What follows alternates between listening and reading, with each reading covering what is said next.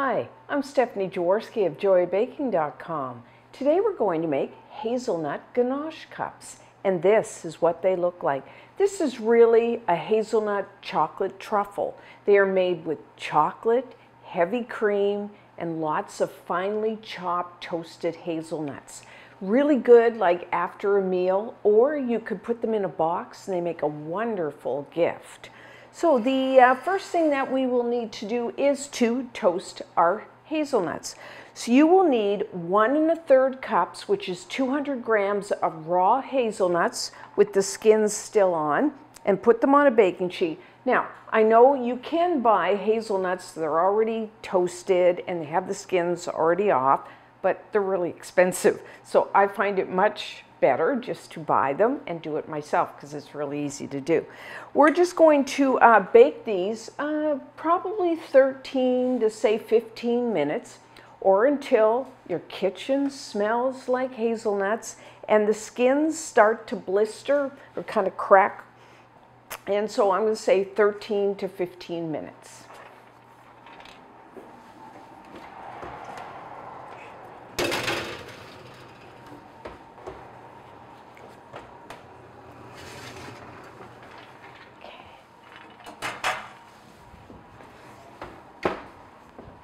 Okay, so our hazelnuts are done. I don't know whether you can see, you can start to see they're blistering and they're starting to separate from the nut, the skin.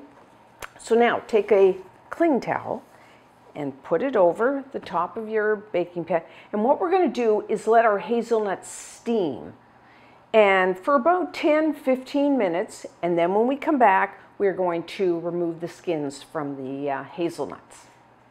So now, it's been about 10 minutes.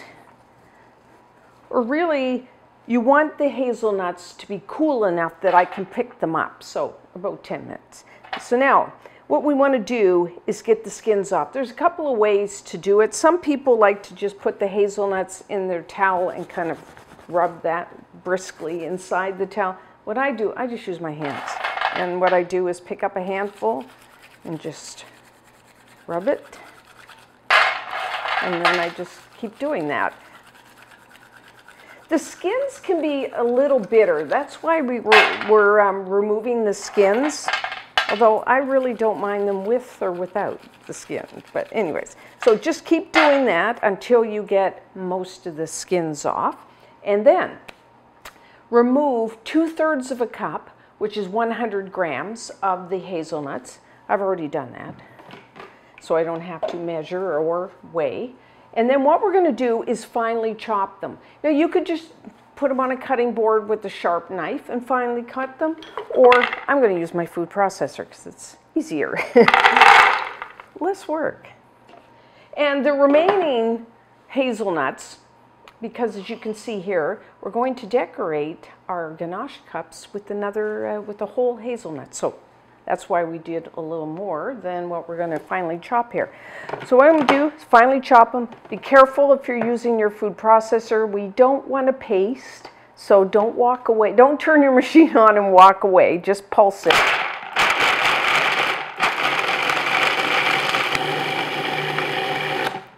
Okay, that's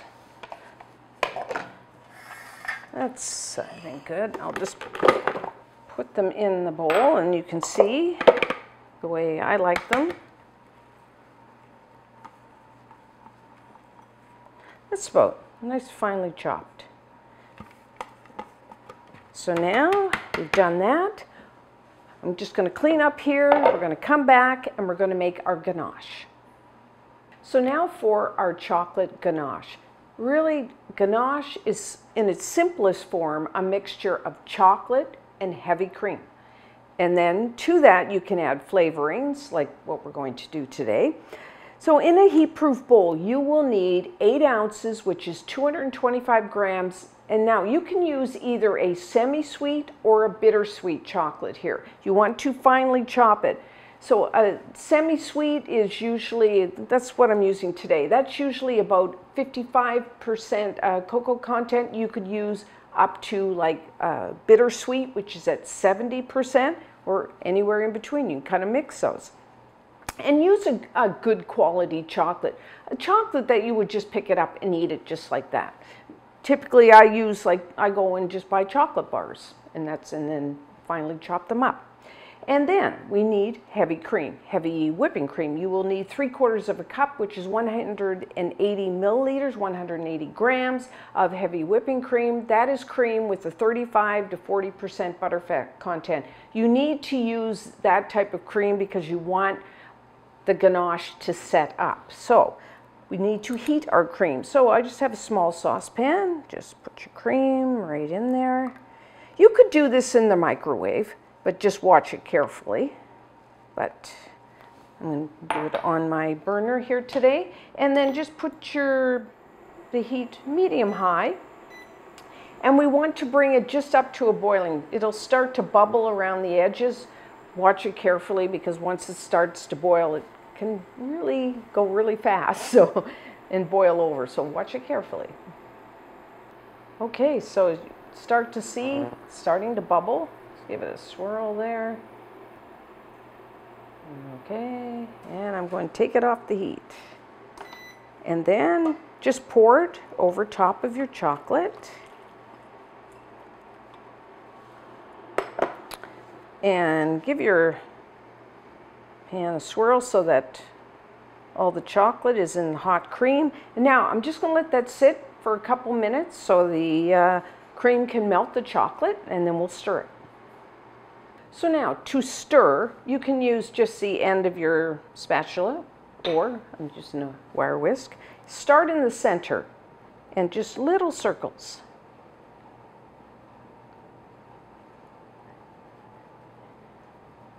And then, once they start to mix together, just make bigger circles.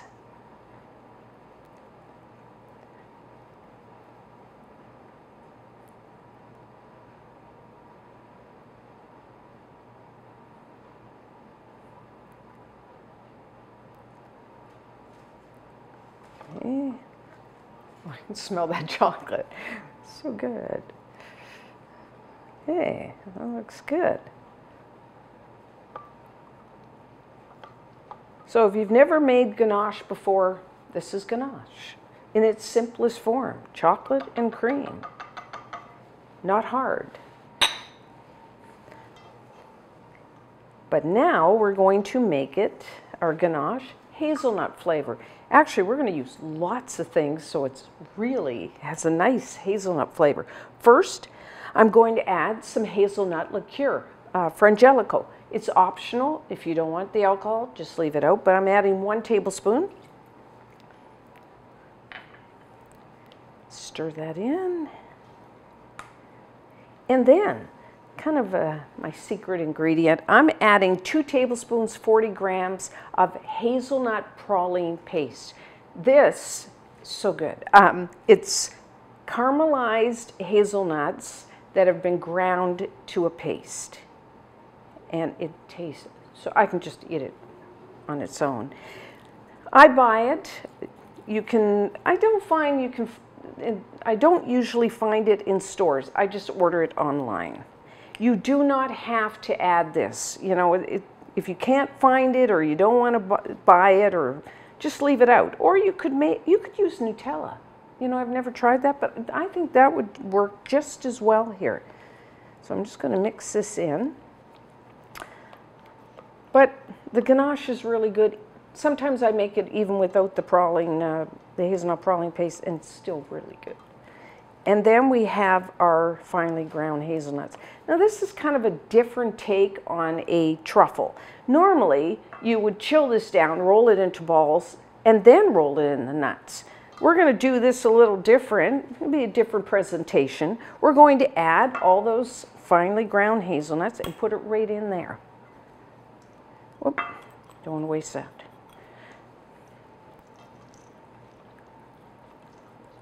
It's kind of a unique chocolate hazelnut truffle. And that is essentially our mixture. Now we are going to pipe it into these little paper cups. This is a little still, you know, fluid.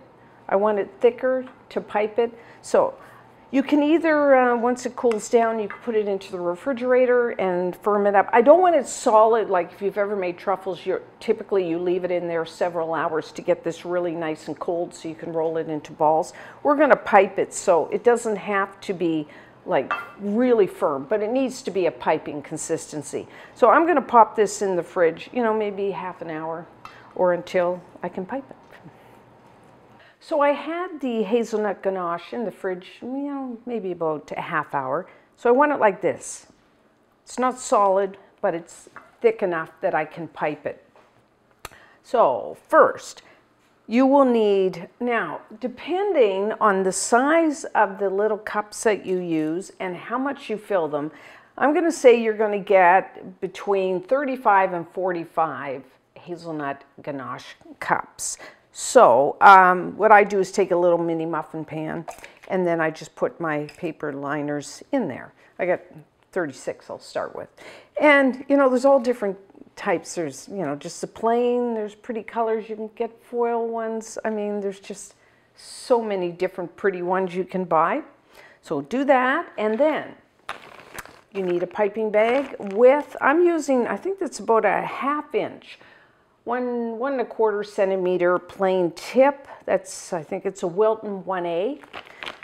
You don't really need to have a official piping bag with the tip. What you can do is just take a plastic bag and cut off the end. I mean, really, in a pinch. So, but if you have the piping bag, what I do is I put the tip in and then I kind of twist and then stick that in. So then when I fill it with whatever I'm filling, it doesn't come out the end and make a mess. So just fold it down, and then to make it easier, you can just take a cup and put it in like so. So then you kind of got, you can work with both hands. I know the professionals hold it, and you can do that, but we'll make it easy on ourselves and do it this way.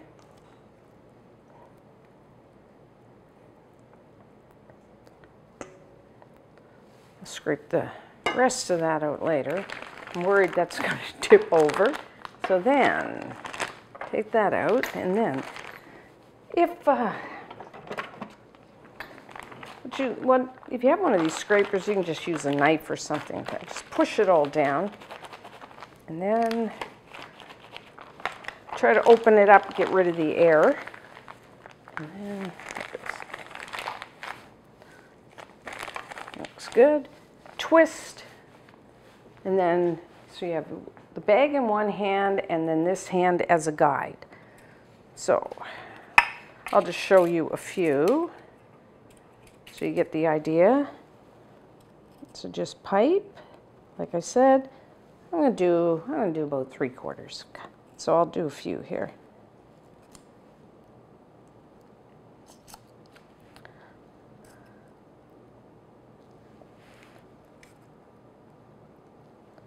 Okay. So normally I would just go and pipe them all. And then, remember all those leftover hazelnuts? Now we're going to use them. So take it, and there's a point on your hazelnut. Yeah, there it is. It's a little tip. So let's put that facing up. Just press it in like so. And that's what you're going to do. I'm going to finish all the rest.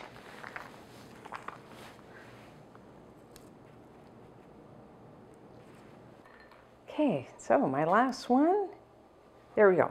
I did get 36. So now once you do that, we're going to put our trays into the refrigerator to get these nice and cold, and maybe take an hour. And then after that, what you can do is put them in a covered container. They will last probably a couple weeks in the refrigerator, or you can freeze them for a couple months. So this is a fantastic do ahead, like for Christmas. It's always nice to have something in the freezer you can just pull out when company comes over. So I'm not going to wait until those cool down or firm up. I'm going to try one that I made before.